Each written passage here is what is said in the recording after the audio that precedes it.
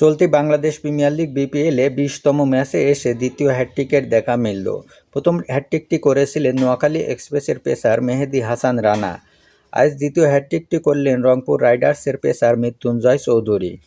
আজ শুক্রবার দিনের দ্বিতীয় ম্যাচে নোয়াখালী এক্সপ্রেসের বিপক্ষে ইনিংসের শেষ ওভারের শেষ 3 বলে মাহিদুল ইসলাম অঙ্কন, জহির খান ও বিলাল সামিকে ফিরিয়ে দারুণ এক হ্যাটট্রিক তুলে নেন মৃত্যুঞ্জয় চৌধুরী। মৃত্যুঞ্জয়ের এই হ্যাটট্রিকটি বিপিএল ইতিহাসের 10তম হ্যাটট্রিকের রেকর্ড। নবম বোলার হিসাবে হ্যাটট্রিক করলেন মৃত্যুঞ্জয় চৌধুরী এবং বাংলাদেশ প্রিমিয়ার লিগ বিপিএলের ইতিহাসে প্রথম বোলার হিসাবে দুবার হ্যাটট্রিকের কীর্তি গড়লেন মৃত্যুঞ্জয় চৌধুরী। 2022 সালে চট্টগ্রাম চ্যালেঞ্জার্সের জার্সিতে সিলেট সানরাইজার্সের বিপক্ষে প্রথমবার নিজের বিপিএল হ্যাটট্রিক করেছিলেন মৃত্যুঞ্জয় চৌধুরী। স্বীকৃত টি-20 ক্রিকেটে বাংলাদেশি বোলারদের মধ্যে হ্যাটট্রিকের রেকর্ড রয়েছে 8টি, যা 6টি বোলারের দখলে।